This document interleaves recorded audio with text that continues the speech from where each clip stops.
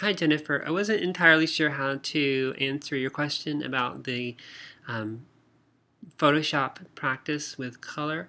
So I thought I would create a really quick video showing a walkthrough of at least how I would approach this. In Photoshop there's any number of ways to go about a given task, but hopefully this will give you some idea of how this would work. I've opened the glass of milk image in Photoshop, and the first thing I'm going to do is use the magnifying glass tool or the zoom tool and zoom in really close to the glass itself, since that's what I want to be selecting. And then I'm going to use the quick selection tool, and I'm just going to start selecting this object, the entire glass and the milk.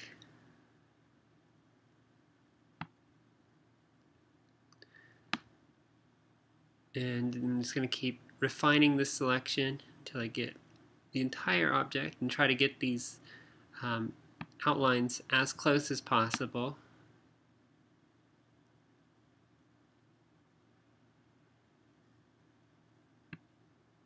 One thing is, when you're using the quick selection tool, that I recommend is to click the audio enhance option up here at the top, and this will basically refine the edges. It does the same thing as the refine edges feature, but it just does it automatically for you. And I'm going to keep on adding to the selection, trying to make it as precise as possible. Another thing you can do is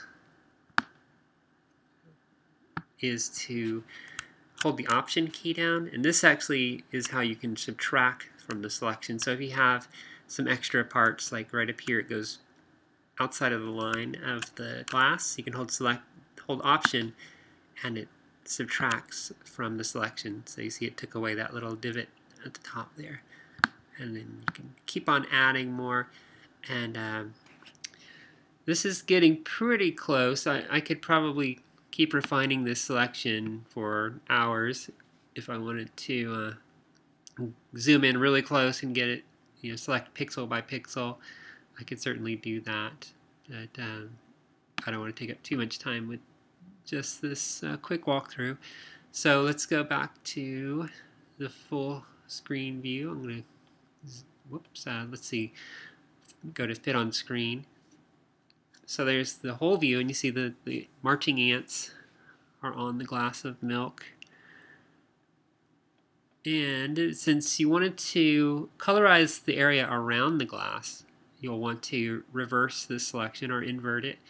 And I'm just opening the select menu and selecting inverse.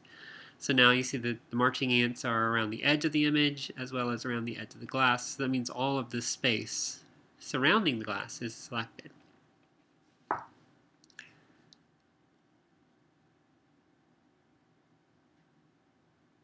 One thing you could do is, if you wanted to continue working with this, is to save the selection. And I can just call this, let's see, background selection. And I'll show you why I did that in a minute. So now I'm going to go ahead and add a adjustment layer for hue and saturation, since I wanted to change the color of the background. I'm going to click colorize, and that will add color, since that was mostly black and white. So now you can adjust the hue of that background without adjusting the glass of milk. You can set that to whatever you'd like, and you can also adjust the saturation, which is really the kind of the vibrance of the color. I wouldn't go too crazy with the saturation. Keep it pretty close to where it starts off. Otherwise, you can see what happens when I go really high. It just does not look very believable at all. That's something if you want it to just be really stylized.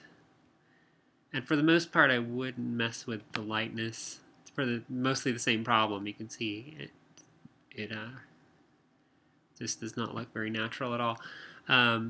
Okay, so there's that, and that might be what you're going for, and you can leave it at that.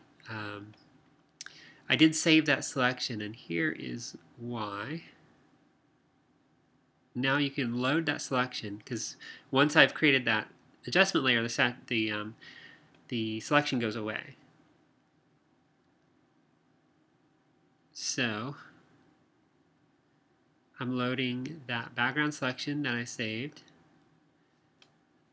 and that brings that back up, and I'm going to invert that again. So now I have the glass of milk selected.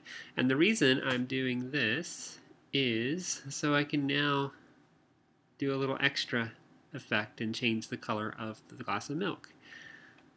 I added a second adjustment layer.